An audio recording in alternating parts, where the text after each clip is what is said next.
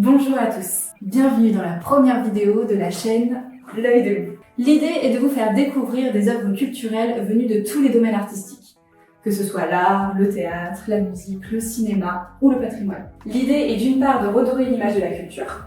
Oui, parce que j'ai conscience que la culture peut avoir une réputation un peu snob et que ça peut vite dissuader. Et d'autre, de vous faire briller dans cette société. Et pourquoi pas susciter en vous de l'émotion. Bah oui, parce que c'est un peu le but de l'art en fait. Aujourd'hui, nous allons nous intéresser à une œuvre de Marc Chagall intitulée Les mariés de la Tour Eiffel. Tout d'abord, laissez-moi vous présenter notre artiste. Marc Chagall. C'est lui. C'est un peintre du XXe siècle. Le XXe siècle, c'est toute la période de Launay, Matisse, Picasso, Dali. Et malgré le fait qu'ils appartiennent à des mouvements picturaux très différents, comme le surréalisme ou le cubisme, on les regroupe tous dans la période art moderne.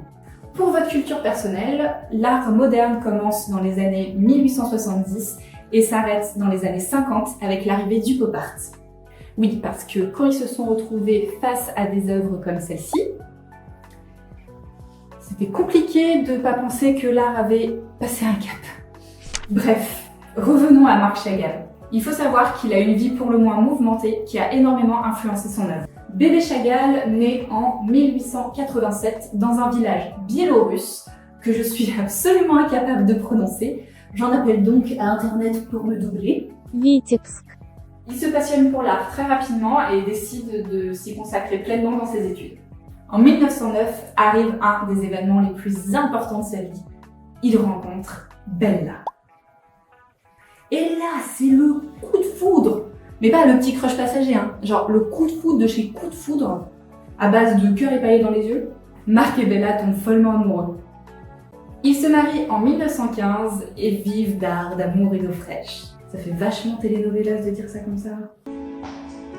Bienvenue dans Art, Gloire et Beauté. Les deux tourtereaux vécurent dans différents pays. Malheureusement pour eux, ils subirent les 2 guerres mondiales. Et étant de confession juive, Marc et Bella durent s'exiler aux États-Unis pour échapper à un destin tragique pendant la Deuxième Guerre mondiale. Bella finit par mourir en 1944 d'une infection virale. Ce qui brisa le cœur à jamais de notre cher Marc Chagall. Qu'est-ce que c'est triste, putain! Après cet événement tragique, Marc Chagall décide de retrouver son deuxième amour, la France. Il y finira sa vie entouré de ses amis artistes et il mourut à 97 ans à Saint-Paul-de-Vence. Ça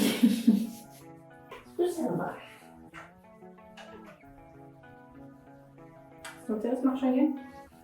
Malgré les épisodes tragiques qu'il a vécus, Chagall eut la chance d'être reconnu de son vivant.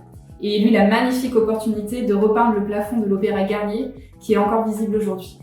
D'ailleurs, vous pouvez retrouver un article sur l'Opéra Garnier, sur la page Facebook et sur le site de l'œil de loup. Vous retrouverez les liens dans la description de cette vidéo. Voilà, vous avez les grandes lignes de la vie de Marc Chagall. Passons maintenant à l'œuvre.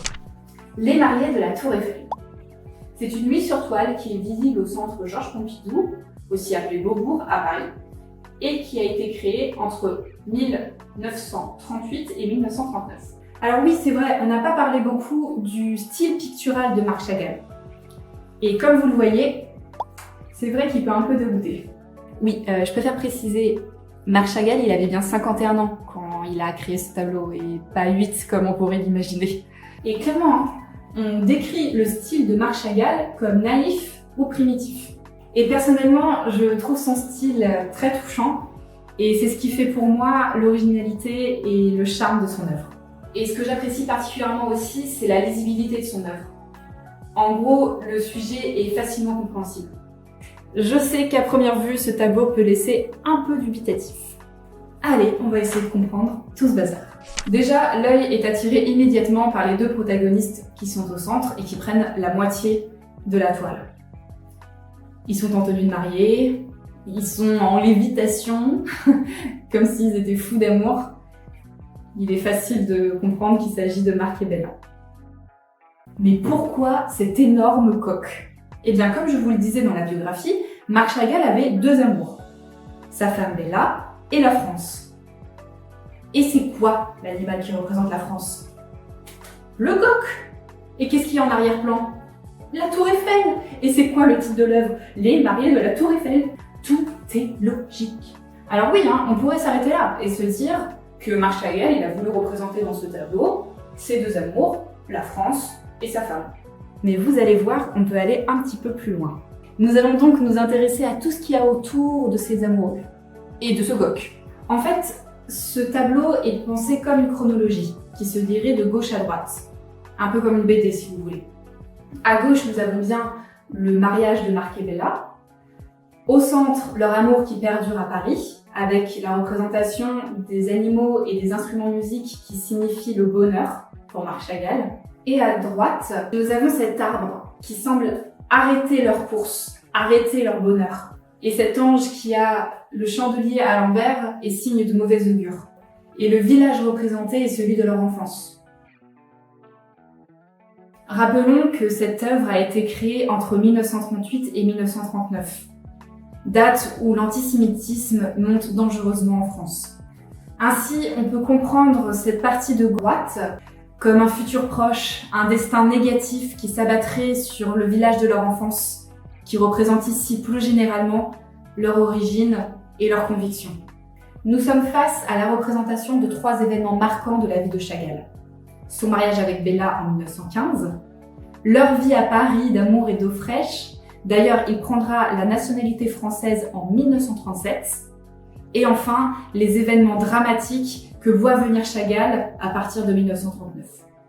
Comme je vous le disais, les œuvres de Marc Chagall se lisent comme un journal intime. Car malgré le message caché qui révèle les épisodes dramatiques de notre histoire, ce tableau respire la gaieté avec ses couleurs vives et ses 2 protagonistes amoureux comme jamais qui nous communiquent leur amour.